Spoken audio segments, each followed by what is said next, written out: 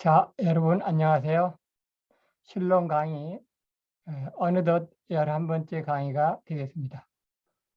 오늘 강의는 그 하나님의 예정, 작정에 대해서 다시 한번 더 공부하도록 하겠습니다.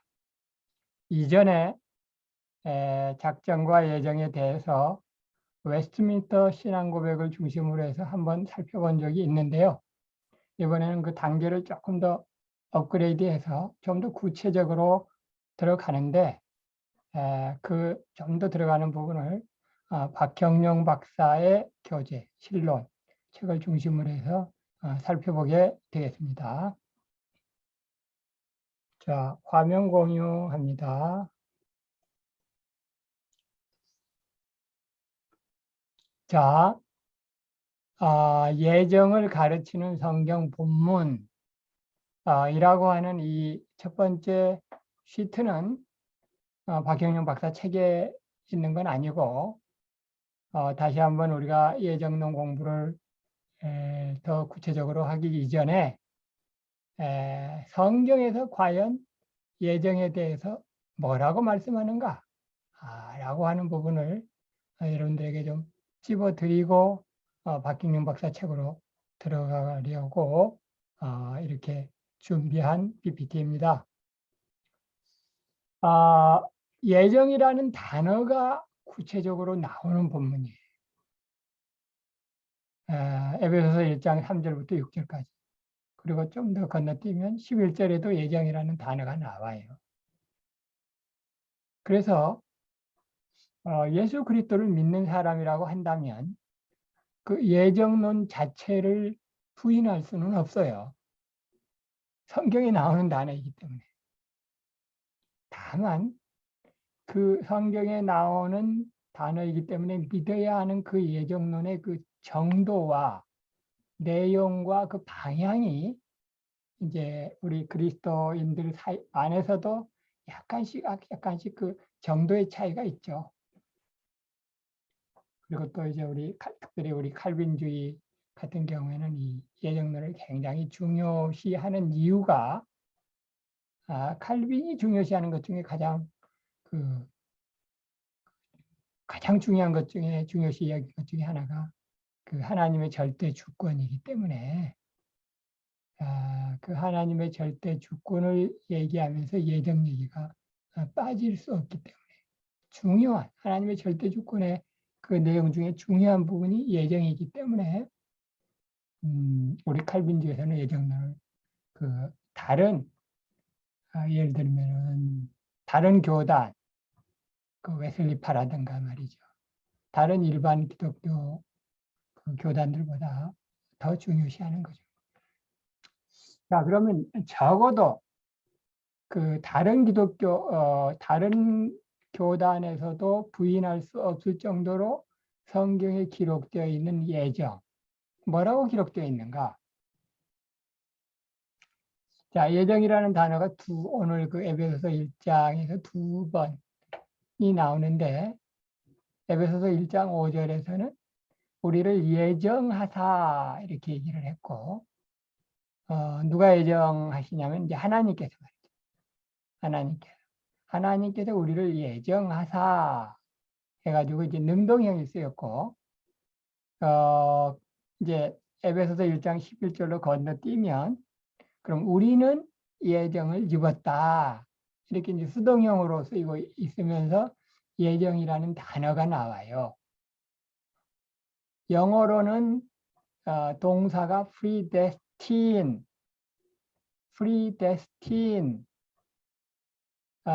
이런 그 동사인데 명사를 얘기를 하면 이제 predestination 이렇게 명사형을 쓸 수가 있겠죠. predestin 그러면 pre라고 하는 그 접두어와 destin이라고 하는 그 두 부분으로 이렇게 나눠질 수가 있는데 pre라고 하는 건 여러분 잘 아시다시피 그 미리 한자어로 얘기하면 예에 해당하는 그 접두어가 되겠고 destin 뭐 운명을 정하다라고 하는 뭐 그런 의미를 가진 동사가 되겠죠. 그런데 그 에베소서 1장 5절에서는 이거를 능동형으로 하나님께서 우리를 예정하시고 그 미리 저기를 그 풀면은 예정이라는 단어를 풀면은 미리 정하시고 미리 정하셨대요. 그러면 그 목적어에 해당하는 우리가 주어가 될 때는 에베소서 1장 11절에서는 우리는 예정을 입어 이렇게 되는 거예요. 그래서 being predestinated 이렇게 되잖아요. 그래서 이제 능동과 수동형의 형태가 지금 다 쓰였는데 여기에서 주목할 것은 그 시점이 그 시제가 말이죠. 시제가 현재형이 아니고 완료형이라는 거예요. 완료. have pp having predestinated 하나님께서 우리를 예정하신 그 부분이 이미 완료가 됐어요. 약간 과거적 뉘앙스를 가지지만 과거 시제와는 다른 그 완료형이라고 하는 시제. 그러니까 이미 하나님께서 우리를 예정하신 그 시점은 이미 완료됐어요. 지금 현재 이 얘기가 아니라 미리 하나님께서는 우리를 예정하셨고 우리는 예정하신 바 되었어요. 그래서 우리는 지금 예정을 지금 입고 있는 그 상태에 있는 거예요. 현재까지도 그 영향력이 미치긴 미치지만 이미 하나님께서는 그것을 예정하신 시점은 이미 이전이에요. 굳이 얘기하면 과거에 하나님께서 예정하셔서 그 예정하신 그 예정하심을 입은 우리는 그 효과를 지금도 누리고 있는 거죠. 그게 이제 현재 완료의 의미잖아요. 자, 그래서 이제 시점이 현재가 아니다. 라고 하는 거예요. 자, 여기 한번 보시죠. 그 밑에 보시면 예정의 주체, 예정의 시점, 예정의 내용, 예정의 기준, 예정의 목적 이렇게 차례대로 나옵니다. 그래서 예정의 주체는 3절에 나오는데 하나님이에요. 하나님. 자, 에베소서 1장 3절 하나님께서 우리를 예정하신 그 주체는 하나님이세요. 하나님께서 이게 주어인데 여기 이제 곧 동격을 해가지고 다시 한번 반복을 했는데 예수 그리스도의 아버지께서 그래가지고 더 구체적으로 성부 하나님을 지목을 했어요. 성부 하나님께 그 예정의 주체를 성부께로 돌렸다. 자, 다시 한번 설명을 조금 더 해보도록 하죠. 우리를 예정하신 주체는 하나님이세요. 그 하나님은 굳이 얘기하면 성부, 성자, 성령, 삼위일체 하나님이세요. 삼위일체 하나님께서 우리를 예정하셨어요. 그렇기 때문에 우리를 예정하신 그 삼위로 더 구체적으로 들어가면 성령 하나님이나 성자 하나님이 제외되시는 게 아니에요. 삼위일체 하나님께서 우리를 예정하셨어요. 그런데 그 중에서도 성부, 성자, 성령 중에서도 특별히 제1위격인 성부 하나님께 그리스도의 아버지니까 결국 성부 하나님이죠. 성자의 아버지 되신 성부 하나님께서 우리를 예정하셨다. 그 얘기는 우리를 예정하신 주체는 삼위일체 하나님이신데 특별히 그 부분을 한 위격에다만 돌리려고 할 때는 성부 하나님께 돌릴 수 있다. 이런 의미가 되는 거죠. 이건 돌리는 거야. 그냥 성자 하나님과 성령 하나님이 제외되시는 건 아닌데 그냥 그 이 예정에 대한 얘기를 할 때 또는 구원 계획에 대한 얘기를 할 때 그 하역 부분을 성부 하나님을 통해서 우리가 얘기를 하면서 그 부분을 성부 하나님께 돌리는 거예요.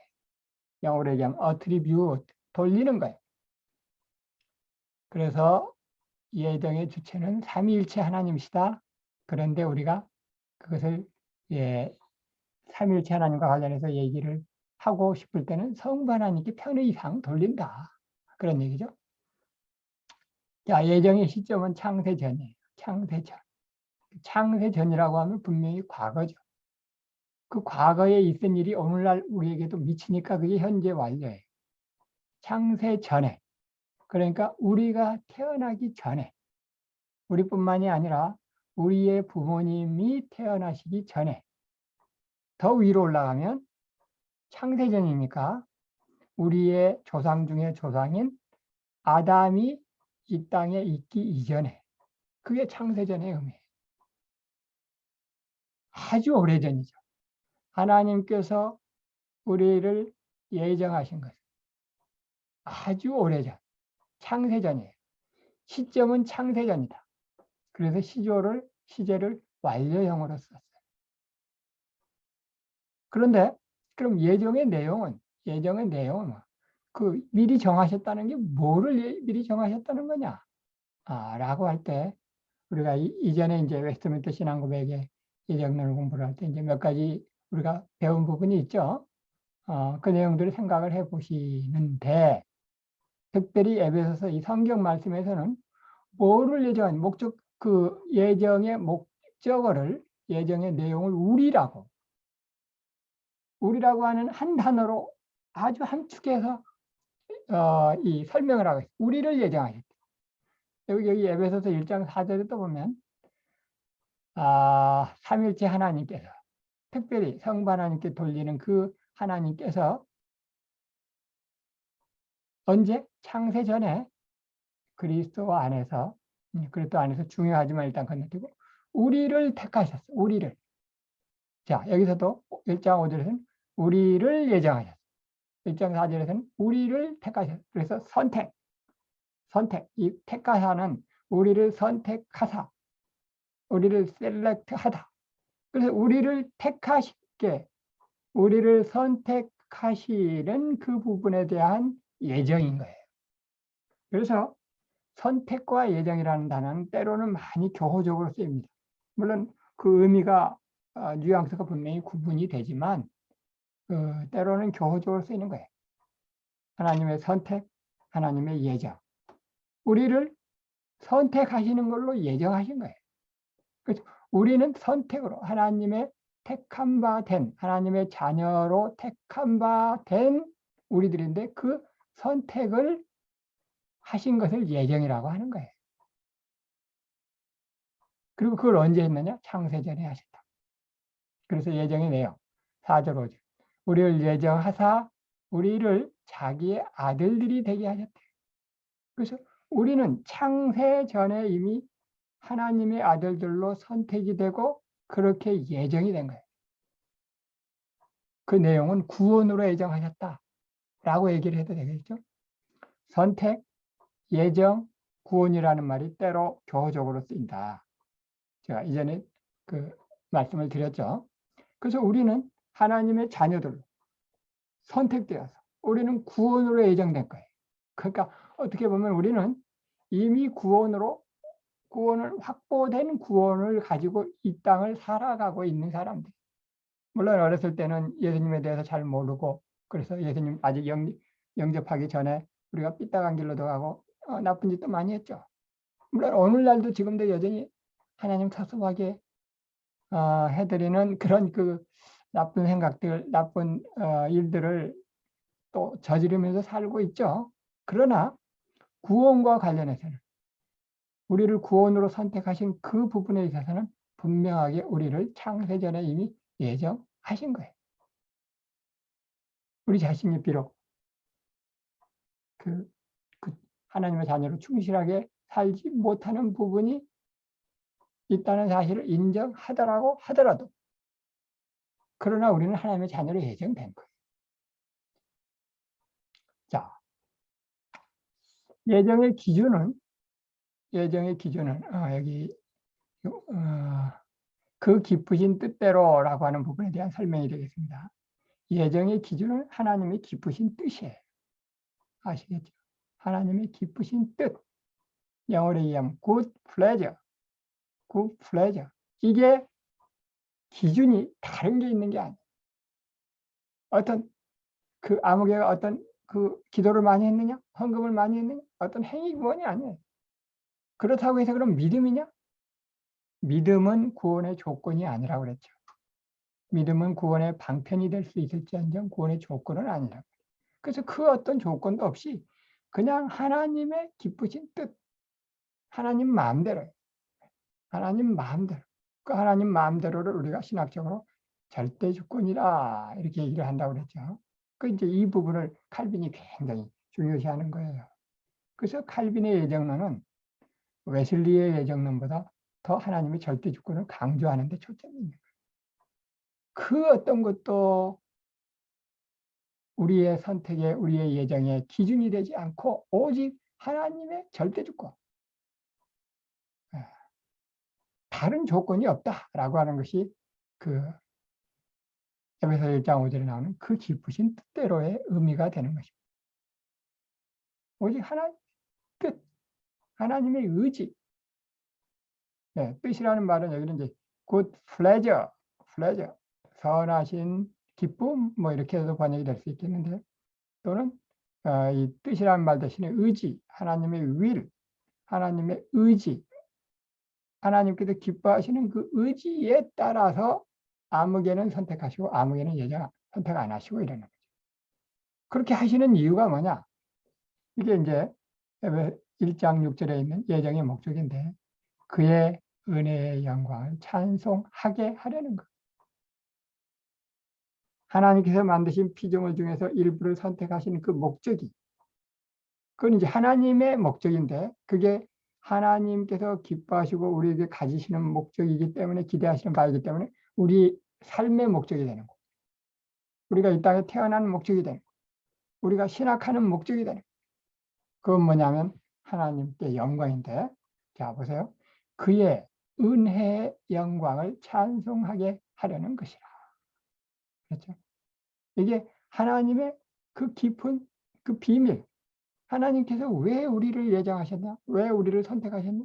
그 목적은 하나님의 그 은혜의 영광, 하나님을 높이는, 하나님의 자녀들이 하나님의 그 은혜로우신 그 하나님을 높이는, 그 하나님의 영광을 찬송하게 하려는, 하나님을 높여드리고 하나님께 감사하는 그것을 받기를 원하시는 하나님. 그래서 이제 이 에베소서 1장 6절 말씀이 이사야서에서는 이사야서 4, 3, 2, 1. 이 백성은 내가 나를 위하여 지었다. 하나님께서 우리 인간들 같으면 남사스러울 그런 표현, 나를 위하여 지었다. 그런 표현을 숨기지 않고 얘기를 하시는 거예요. 나를 위하여 지었나니 곧 나의 찬송을 부르게 하려는 것이라. 하나님께서 가장 기뻐하시는 것은 하나님의 자녀들인 우리가 하나님의 영광의 찬송을, 은혜의 영광을 찬송하는 것. 이게 하나님께서 원하시는 거고, 또 기뻐하시는 것. 이게 예정의 목적이 되는 것입니다. 다른 게 예정의 목적이 아니에요.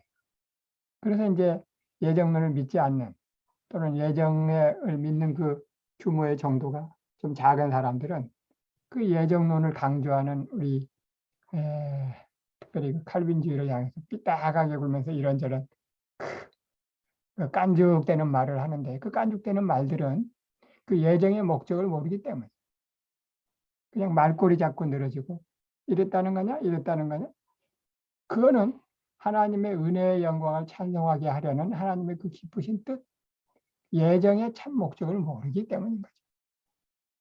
자, 이게 이제 성경에 있는 내용이고요. 자, 다음 PPT에 보시면 생각해 볼 점들 그랬죠. 성경의 예정을 말씀하는 구절이 있습니까? 있는 거 방금 보셨죠? 분명히 있어요. 예정이라는 단어가 들어간 구절을 방금 보셨는데, 예정이라는 단어가 혹시 안 나온다고 하더라도 하나님의 절대 주권을 강조하는, 그러면서 미리 정하셨다라는, 미리 선택하셨다라는 그런 표현이 있으면 그것도 예정을 말씀하는 구절이라고 볼 수 있습니다. 어떤 구절이 있죠? 가령 예를 들면 로마서에 보면 하나님께서 그 야곱과 에서를 비교해서 하시는 말씀이 있는데, 야곱과 에서가 이 땅에 태어나기도 전에 하나님께서 야곱은 선택하신 바 되었고 에서는 선택받지 못한 바 되었다라고 하는 말씀이 있는 부분이 있잖아요. 로마서 말씀. 그 부분 또 한참 뒤에 가면 또 거기에 하나님 미리 정하셨다라는 또 그 동사도 나오긴 나오지만, 하여튼 하나님의 절대 주권을 강조하는 부분도 예정을 말씀하는 구절이다. 이렇게 볼 수 있습니다. 자, 이번에 보면 백수는 아무리 아멘해도 구원 못 받는다는 것인가? 이게 이제 그 깐죽되는 얘기의 그 한 예를 제가 가져왔습니다. 그 구원론에 대해서 깐죽되는 그 글을 그 글 그대로 제가 가져왔기 때문에 여기서 백수라는 말을 썼어요. 그러니까 그 일반 인터넷에 들어가 가지고 막 칼빈주의 검색 또는 예정론 이렇게 치면은 뭐 예정론에 대해서 잘 설명하는 글도 뭐 간혹 가다가 있기는 있지만 대부분 잘 모르면서 예정론을 그 비아냥거리는 그런 글들이 많이 올라와 있어요.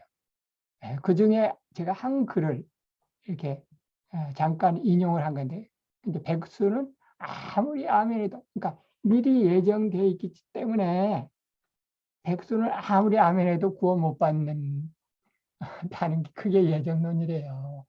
그게 어디 말이나 됩니까? 이제 물론 이제 백수라는 말은 아마 고등학생이 쓴 것 같아요.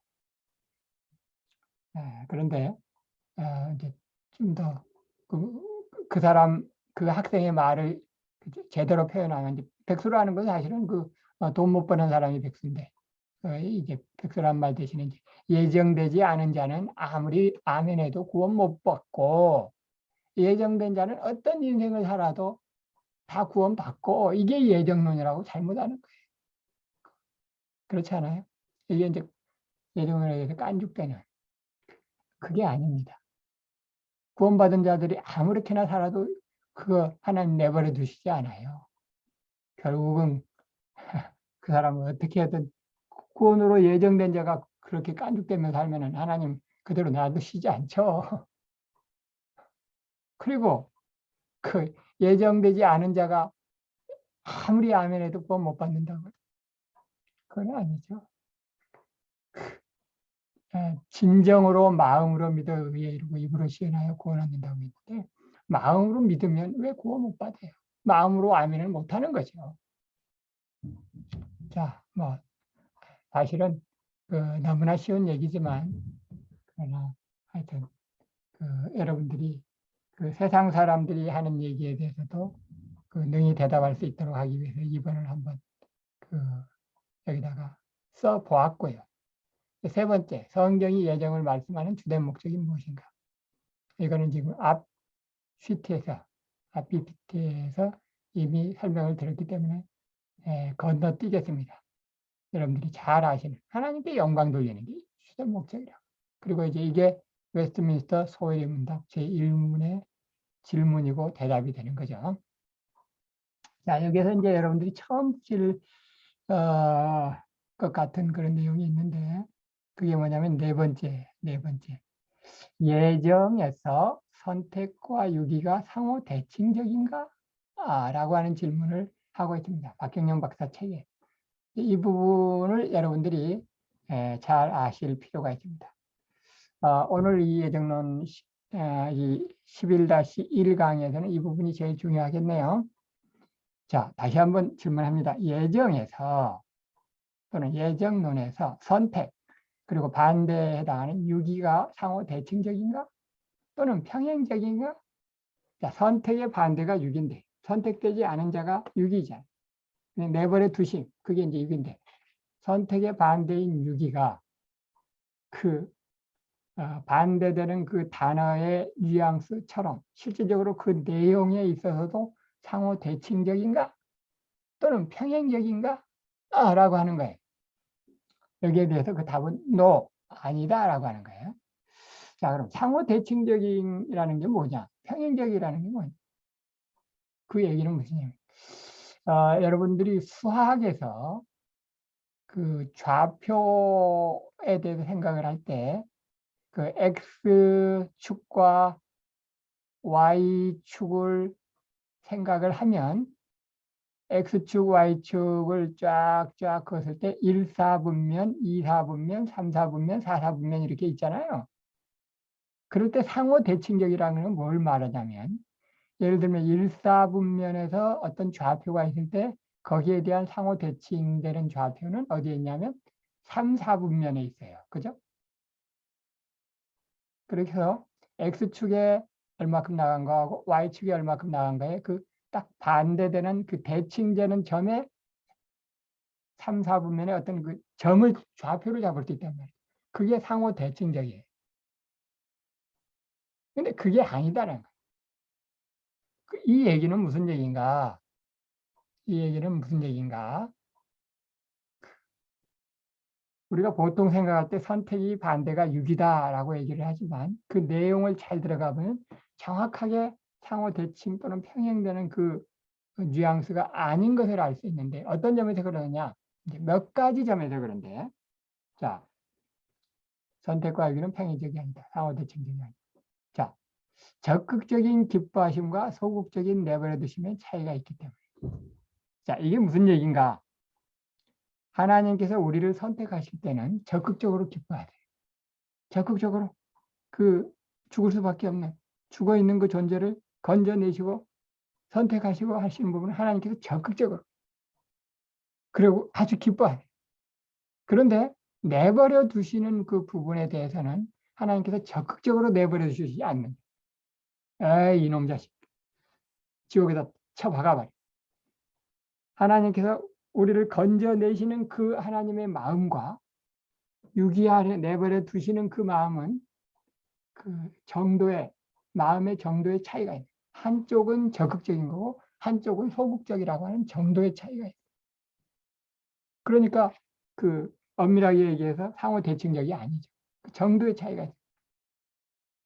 쉽죠? 알고 보면 간단한 거예요. 다시 한번 얘기해요. 하나님은 우리를 선택하실 때 적극적으로 선택해요. 그런데 하나님께서 우리를 내버려 주실 땐 적극적으로 내버려 두시지 않으시고 그냥 건너뛰시는 거예요. 무심하게. 그래서 한쪽은 적극적인 거고 한쪽은 하나님께서 소극적으로 하시기 때문에 차이가 있다. 또 한 가지 더 있죠. 구원에는 원인이 없어요. 그런데 진노에는 원인이 있어요. 이 얘기가 무슨 얘기인가?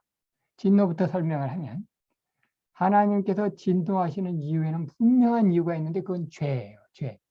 이 죄가 누구의 죄입니까? 인간의 죄예요. 인간이 진노를 받아 마땅한 원인이 있는 거예요. 그게 죄라고 하는 원인이에요.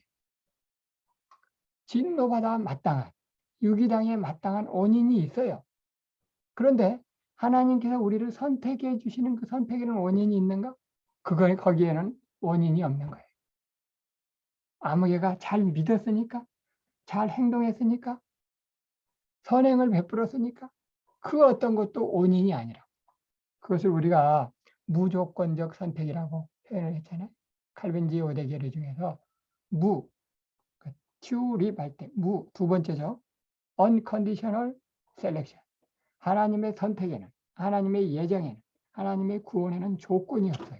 그 얘기는 다른 말로 하면 원인이 없어요. 내가 잘한 게 없이, 인간이 잘한 거 없이 그냥 하나님께서 값없이 구원해 주세요.